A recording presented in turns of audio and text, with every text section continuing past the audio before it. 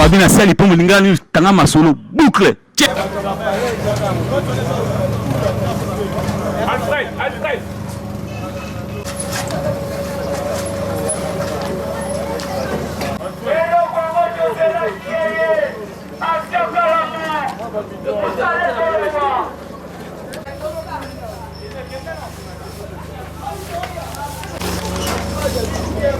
Merci beaucoup.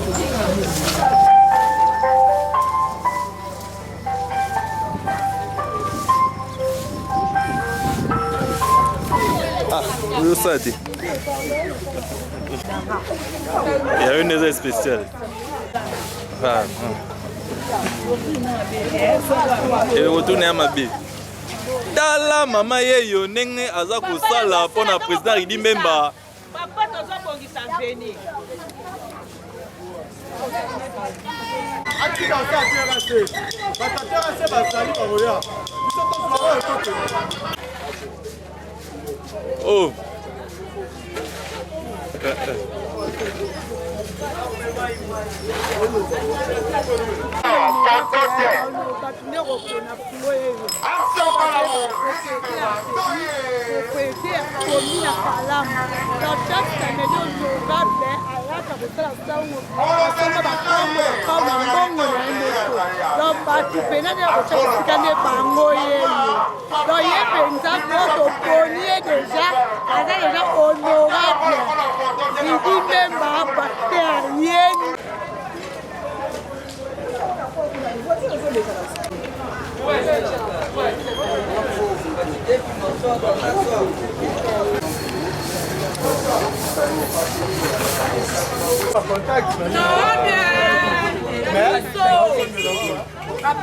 Mais le honorable Ridi Mbemba sali penza na robongisa surtout commune na Emoko. Et en tout cas c'est à féliciter d'amis qui l'ont tout en tout cas c'est Nzamba Pambola et belé comme d'habitude. Ça va. Tout ça sepeli denga sali ata boye baza ebele te ya osala ata boye sikoyo ezala te kasala mopeka lelo kovote ake kuna ale eske olobela biso mama ya solo toza na posa ata azosala boye ezala mpona libela na libela biso tovote ye topesa voi na biso ye mpe azobela biso mpe kuna mais lelo vraiment epesi biso esengo na ata sali nini oyo pesi kuna bilo nini oyo pesi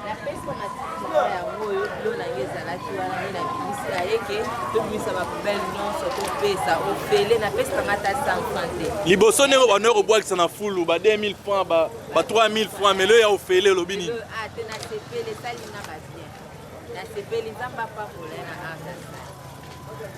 bomati sukuna Eh papa, na sepeli. Au moins te quartier ninge komi soin, komi propre. Biso to linginde boye, to boy mbongo, to boy polo, to linginde mosala sala maboye. Ba konsibo tala. Botala. Boye kitoko papa, en tout cas papa na pesi olongonya. Ume la papa.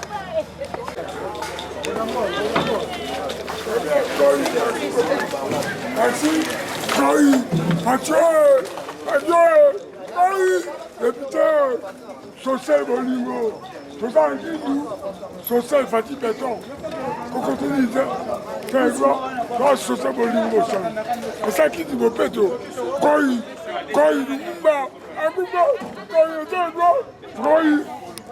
Action Kalamu, vraiment, petit félicitations mingi, honorable, futur honorable Nabiso, maître Ridi Mbemba, on a idée à Zui. On a des poèmes belés, les salaires les malonga, des difficultés belés, Futama et Futakura, les sabana, au pas au box sous ma titi, et on a alléger biso population. C'est pas long, on a idée, mon représentant est bien. Peut-être aussi, on a pas la matongue Bana Kalam en général, matongue en particulier, tout côté ligambo action Kalam. Donc tout soto ya moko na moko to simbana to tia le boko idée oyo nande to moni propriété koti be vraiment faut soutenir pour ezala ya sukate na boko lo ba liboso pa liboso de ese salama trop mais ande ya sukate. Merci beaucoup. Ça va.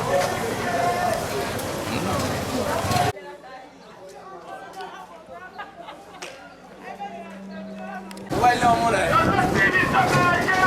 Oh bongo fi oyo kolamuka na ye na ntongo mbala moko abandi kosala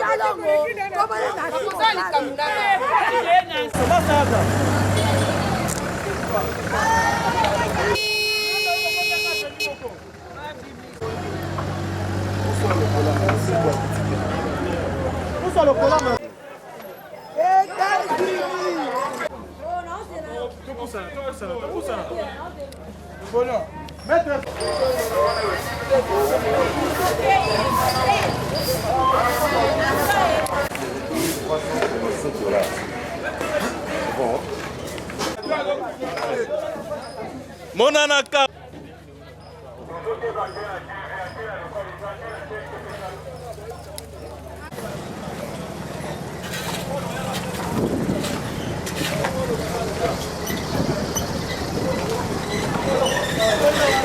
Edi Barayeyo, au moment Edi Barayeyo. Partout, au premier moment, il a soutenu les qui n'ont pas. Bon, c'est la bonne idée. Le cas de King, et puis le cas de Litoche.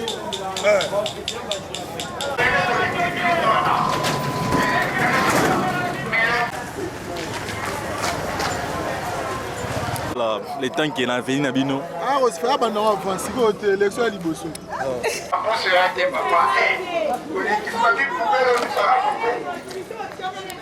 Maman, Manasi, c'est on nous en pour la action lelo, n'engé basali bino lelo, que au pesa ba fou la 1000 francs, 2000 francs, mais lelo au pesa na lelo roté.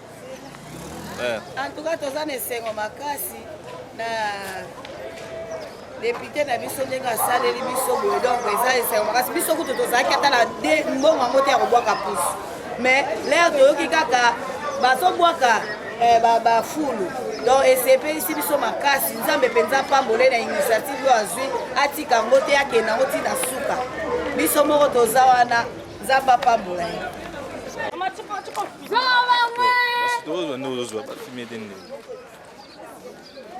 Maman c'est on nous en oh ninga news. Lobana on est on nous en lelo. Posa déjà na zwa. Et c'est on nous en lelo. Eza idée bien. Idée bien na nini pour bwana kofuta ba 2000. Ridi Mbemba. Ridi Mbemba, papa Ridi Mbemba, nzaba pambola o. Na sepeli makasi na TV o sali biso la matonge. Ole to futa mbongo na bata pusi mais leo na tongo to monto la kisi kwa bengi biso to misa matiti. Donc nzamba pambola ba kuseye ya mingi. Na mingi olo bati.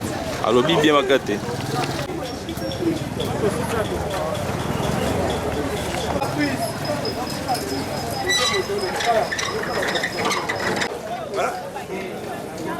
Maître Okamae, Nenge, Maître Rini a sala penza olobini. En tout cas, ça kitoko. Kitoko. Otoboye. Moi, c'est les mêlés pour soutenir Mboka. Tonyoka mitro. La basalité, ton côté Moukawa, à Zimbabwe, à Kinibiso. Offre-moi pour un quartier. Offre-moi pour un quartier. À limite, à la commune.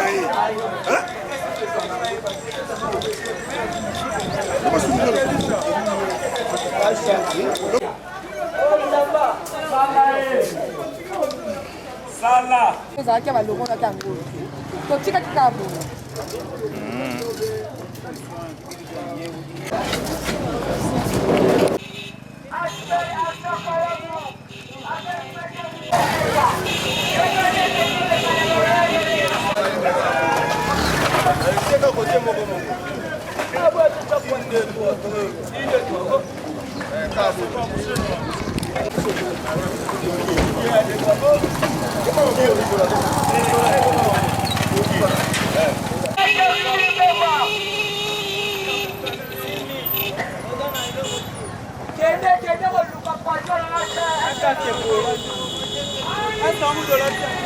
Merci beaucoup de vos journalistes. Quand on a l'autre fois, on a ouverture. Biso toza action Kalamu. Toza wana pona unité ya Kalamu. Toza aspect oyo toza centré sur deux points fondamentaux pour faire développer le pays. Et biso le rôle toza la capacité à développer le pays babi payer bandara na ndako ebimina na balabala et que na quartier bongo ndeke na commune. C'est comme ça que biso na action Kalamu to bandina na quartier na biso ya Kalamu nde tokopesa impulsion na biso toza na 2 points bapoint na biso ezali ndenge nalobaki l'autre fois biso toza na aspect oyo eza lié na encouragement ya jeunesse na entrepreneurial parce que na vision ya chef de l'état mokonzi ya mboka ezali kokomisa social ya peuple congolais. Or social ya peuple congolais ekoleka kaka na nzela moko ya ba jeunesse ceux qui va se prendre en charge, ceux qui va se lancer dans l'entrepreneuriat proprement dit. Parce que tu vois beaucoup de gens, azatam suna mesa mapa mais azo zwango na valeur teke, azo comprendre teke aza chef d'entreprise place aza. Biso action na biso ke ya pona ko sensibiliser pour aider na intelligence financière, pour essayer ba technique parce que ko ça la commerce mais ce ko ebi ko gérer te aux à niveau assez différent il y a ba entrepreneur au bazar à niveau likolo na niveau assez na ba maman mapa ezali bango basara non seulement basara bénéfice mais bayebi comment ko gérer mo. Et cet atout là yango to koya ko bakisa et pas ya ba maman na ba jeune au bazali. OK, OK. Na environnemental, la partie environnementale yango moni tozo sala pour lutter contre la pollution, contre la saleté. Tout le monde qui bamboule beta qui ndé tolobaki ba ndeko belé ba dindaki lié na ba kanifo au biso moko ba na kala mutu boka ba saleté. Yango lelo tozo sala tolongoli ba saleté to sensibiliser ba ndeko na biso ba sala pe maintenance préventive parce que chaque jour te action kala mutu rozana makoti ya roya. Mais to bandi na ndeto baki na matonge tozaki na matonge 3 le quartier ni siko bokende na quartier ni pas matonge semaine oyo toya tokende na Kimbangu ozana komia Kimbangu. OK, moi message à Souka na bato asolanda yo bala na Kimbangu bien comment message na ngai eza tozala elongo peuple congolais to se soutenir jeune to se lancer dans l'entrepreneuriat to landa social te oyo ba politiciens ba oyebisa o na kopesa o musala te on n'est pas mieux servi que chez soi-même. Donc, nous tenions son foi, c'est prendre en charge. OK, merci. En français, c'est la même. Hey, go!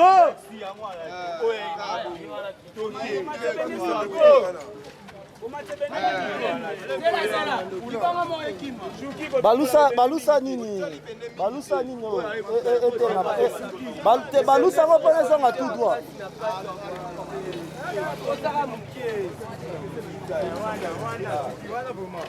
Allez, allez.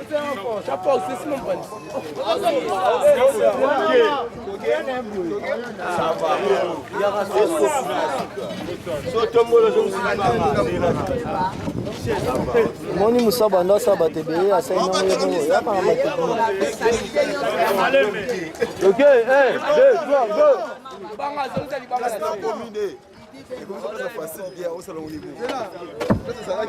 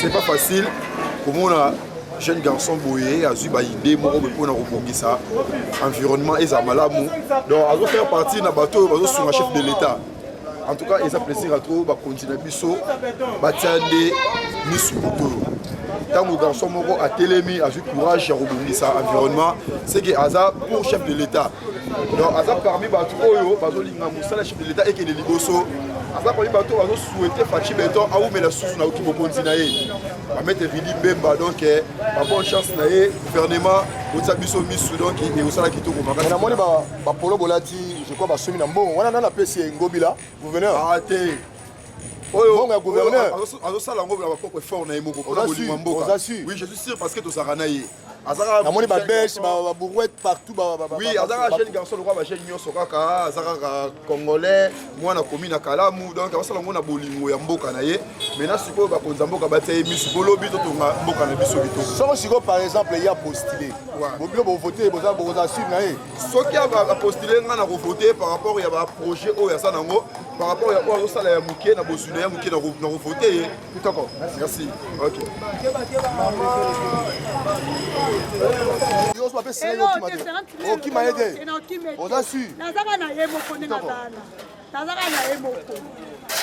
olobi nini mpona ndenge mpenza bainvesti ya kitoko oyo ye moko honorable Ridi Mbemba mpenza ndenge azosala oyo badepute mosusu basala te oyo badepute mosusu baye apesi yo kaka mbongo apesi yo polo mais oyo matiti na yo poubele nyonso tala ndenge bate kuna saki ya matiti mais ye moko honorable Ridi Bemba azolongola ngo na bakapasité na ye olobi nini nga na sempeli na eloko azosala kuba misu bakoya kaka mpe soko molonga nkoli afandi bino na baya bomeli bopanzani na eloko akosala malamu nde yango oyo deja nde eza boye eza konde me na poche na ye donc aza moto azomérite azala pembe na mokonzi ya mboka akosala mosala malamu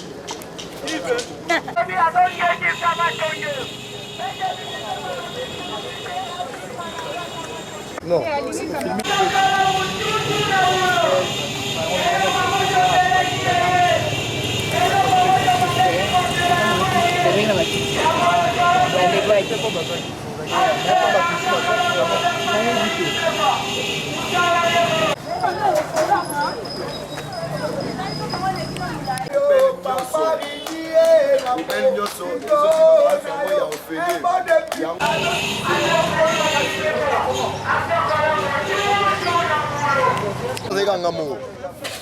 Nenga posté.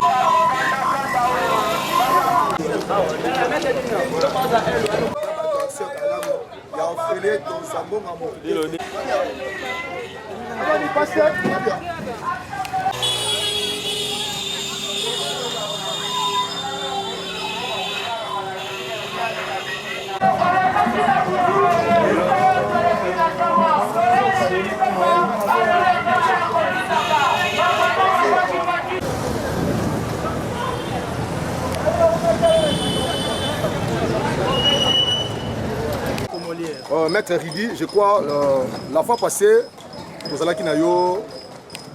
Personnellement, les gens ont roté à roter le matomba Moussaka Simana.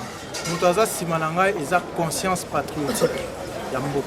Parce que Mokonza Mboka a la volonté et a espoir pour la biso ba jeune. Des biso pe ba jeune photo remettre réciprocité parce que tout sera se confier na yo ce que yo sali ndenga kanisa la quitter au moins la prochaine fois on peut sa biso confiance c'est comme ça que biso na kalam to biso ba jeune na kalam toza de mais tu vois que kini bopeto ezalaki na ebité mais là yango yo la musi yango bien comment te omoni ba konza mboka to remercier bango parce que ça be fort bazo ça mais ba fort wana ko aboutir te tant que biso nyonso to vu conscience les jeunes vont prendre conscience parce que Kinbo Peto, les initiatives il y a Kitoko, il y a Bakonzi Mboka na biso, même dans le gouvernement il y a biso ya Pila Kinshasa. Mais ce qui est quoi aboutir et que ça pas parce que Bakonzi bache ba moyen parce qu'on peut mettre des moyens. Voilà l'exemple. Na tcheba Congo, na tcheba Pau.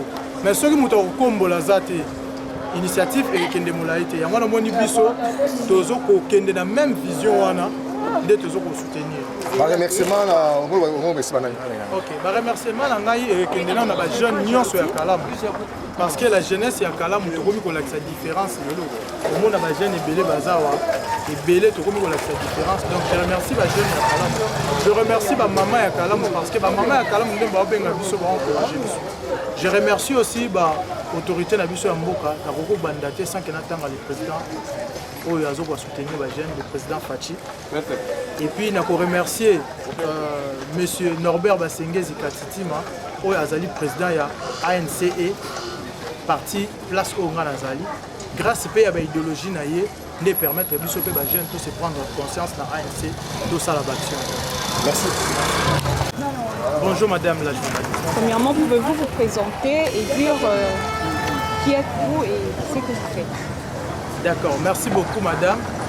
Moi c'est Ridi Mbemba. Je suis le président de l'ASBEL Action Kalamou, natif de la commune de Kalamou. Qu'aspirez-vous avec les actions que vous menez sur le terrain? Quels sont les objectifs principaux? Déjà, l'objectif principal, nous, l'objectif, comme je dis, l'action Kalamou, l'objectif n'a pas changé. Depuis, c'est pas une première action qu'on puisse faire actuellement. Ça fait déjà très longtemps qu'on est dans l'entrepreneuriat, ainsi que la gestion des déchets, tout ce qui est de... C'est comme ça que vous verrez que aujourd'hui nous sommes descendus pour faire des actions parce qu'on dit en français la parole ne vaut rien. Les actions c'est la vérité. Oui. Voilà pourquoi moi, Maître Ridi Mbemba, étant natif de Kalamou, je me suis décidé, ensemble avec le maman de Kalamou, pour qu'on puisse redorer l'image de notre quartier, de notre commune. Parce que vous vous souviendrez, à l'époque, Kalamou c'était une commune de référence. Maintenant, actuellement, on dit Kalamou, il y a trop de poubelles, il y a trop de poubelles de Kalamou, il y a trop de saleté. C'est comme ça que nous, les gens de Kalamou, on s'est décidé de redorer cette image-là et d'accompagner la vision du chef de l'État qui est d'aider aux jeunes de s'investir dans toutes les activités qui sont très importantes liées à l'environnement. J'ai vu dans votre slogan est l'éveil de la jeunesse. Oui, moi, on m'appelle l'éveil de la jeunesse parce que je suis parmi les jeunes qui sont éveillés et mon travail n'est pas seulement de faire les salons. Oui, mon travail, c'est de conscientiser la jeunesse parce que dans ce qui concerne, peut-être la partie, quand vous prenez la partie entrepreneuriale, nous n'allons pas directement donner l'argent, mais nous allons aussi aux mamans ou bien aux jeunes qui ont déjà des activités, les conscientiser comment gérer son entreprise parce que tu peux faire des millions quand tu ne sais pas gérer des chiffres, ce n'est rien. Et c'est ce que moi je fais comme travail.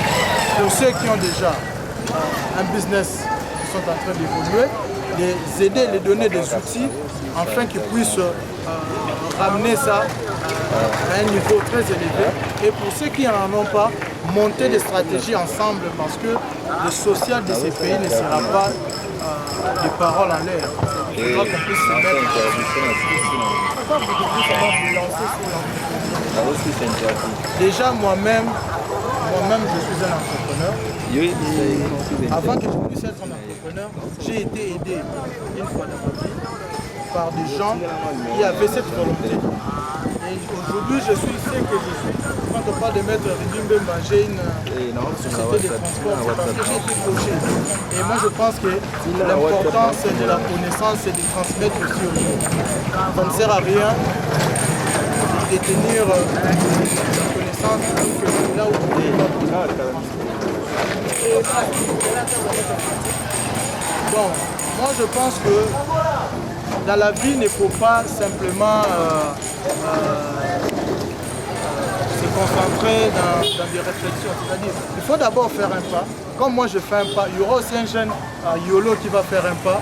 Ensemble, ce n'est pas que moi-même je vais gagner les paris. Ensemble, avec cette initiative, avec d'autres jeunes, nous pourrions aller.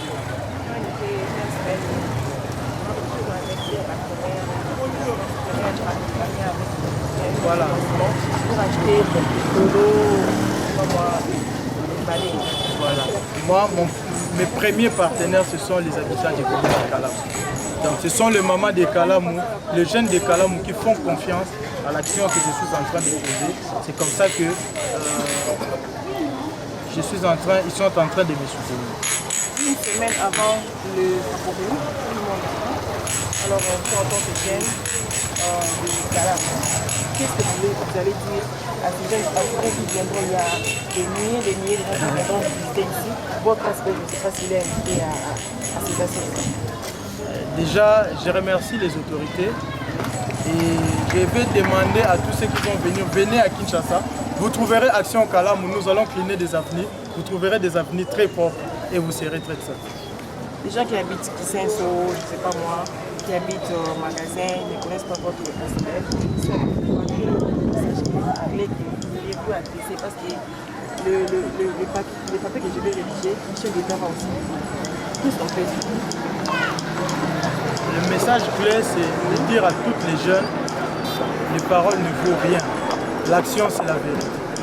Donc, toute jeune qui est quelque part, doivent se prendre en charge, comme l'a dit notre ancien monsieur Félix. Le feu papa Etienne Tshisekedi. Il a demandé à la population de se prendre en charge. C'est pas seulement se prendre en charge du côté politique, il faut le prendre dans tous les aspects. Aujourd'hui, les gens se plaignent de la sociale parce que tout le monde s'attend à ce qu'on puisse l'engager chez Vodacom, je ne sais pas chez qui soit au bureau. Alors que tu peux impacter ton environnement là où tu es. Ne fût-ce que si tu arrives au moins à vendre, ne fût-ce que même du foufou, c'est déjà de l'action. Donc, merci bien. D'accord.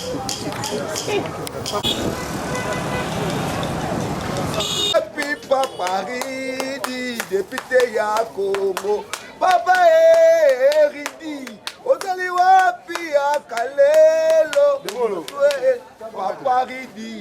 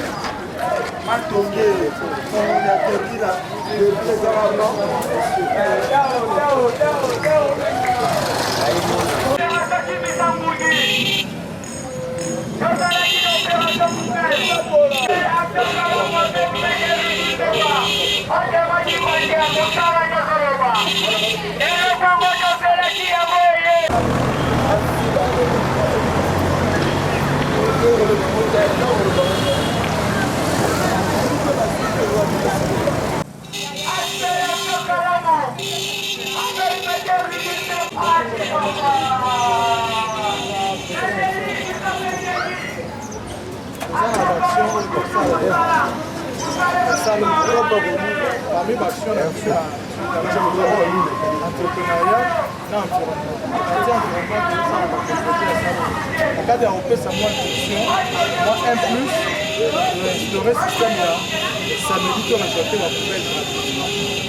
comme ça que si là il peut battre lorsque la société de l'application on a des ce qui va récupérer qui va le contacter pour les réseaux sont des cas.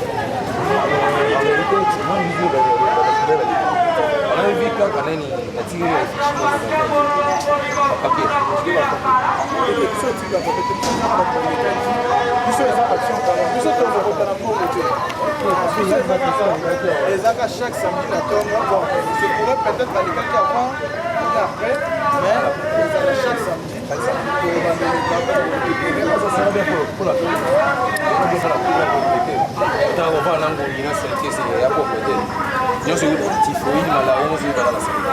En tout cas, félicitations.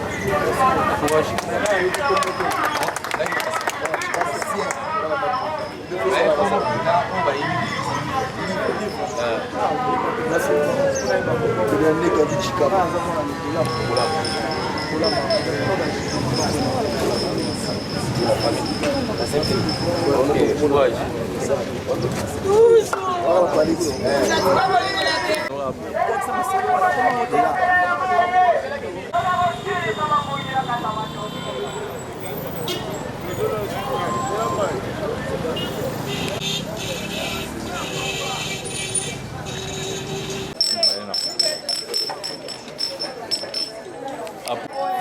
Va bien. Va bien. Oh bon maman a bipalalité.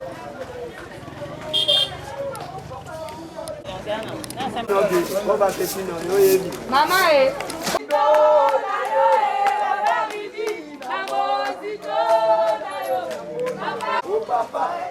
Passa.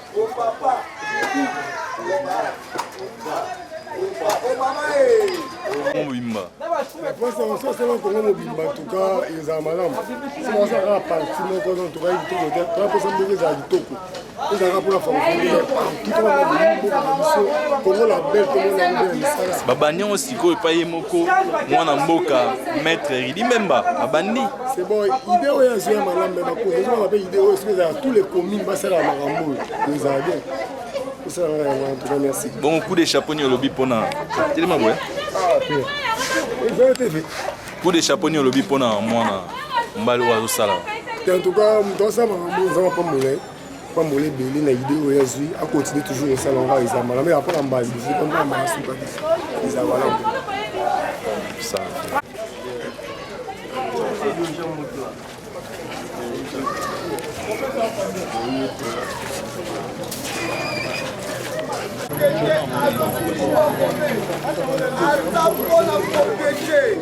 Honorable la pizza commune. Polo, parce que 5 000 aussi, à la mométala, matiti fulu, on est les araki awa, aya longoli, à moment donné comme il propre. Donc c'est pas les mines, on est à salia qui est les bossos, waouh, dans ma femme moulaï. Bien, papa, à sali bien. Tu as sali boye, nous avons pas moulaï. Population de tous les collègues, on a papa ye asem sa kitoko. Yewana zwa eketi kuna. Kende kuna. Yewana papa balabala ezalaki salite tokomi koleka na balabala ekomi propre kende liboso zanda mbambola okende liboso matongi ezongi kitoko ndenge ezalaka kala tosepeli tosepeli mingi na initiative oyo honorable Ridi Mbemba asali na matonge propre matonge bopeto tosepeli makasi asala yango alemba te acontinue na action wana asali tosepeli makasi merci chaque samedi honorable Ridi Mbemba nzambe apambola ye ozalaki na ntongo na kupare de 1000 francs muta matiti memona kaka papa Ridi yo tomisa bapoubele nzambe apambola yakende liboso tovote bana tu ya komini ya kalamu tovote asepeli papa Ridi samedi lobi chaque samedi so azosala yango biso ye tokosunga ye mpo biso mpe na tosala yango chaque samedi liboso baparcelle na biso tokosunga ye mpeya makasi tosepeli na initiative na ye wana sali yo lobai te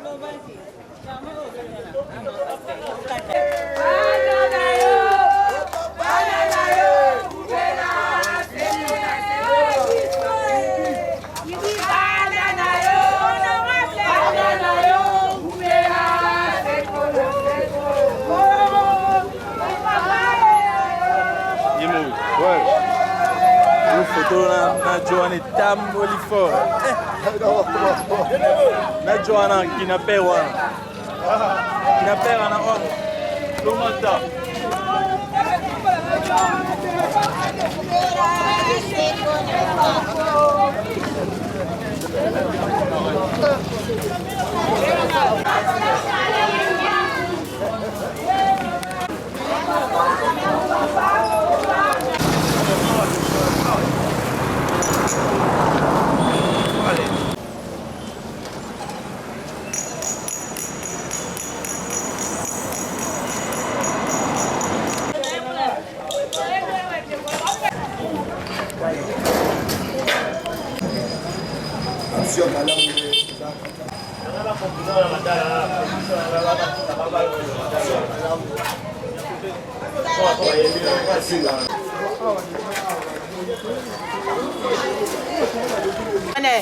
initiative oyo bozwi mpona automatique ya Ridi Mbemba ya Ridi Mbemba nasepeli mingi napesi ye merci mingi nzambe apambola ye fulu minene ezalaki liboso na ngai esika na oteka nde bato baye balongoli en tout cas nasepeli mingi nzambe apambola akende liboso tosepeli mpona initiative oyo eza yamba liboso te akontinue yango ntina suka ya boye nde botya mwana na bino maboko ya boye nde sikoyo tosini totya mwana na biso maboko biso batafuna totya ye maboko mpo azwa akende liboso abosana biso tosungi ete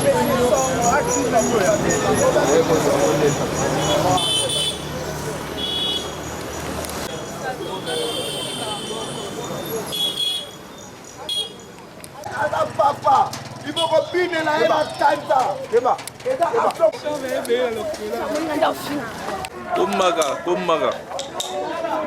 Komaka. Kasi video te komaka. Babina sali pour me lingani tanga masolo boucle.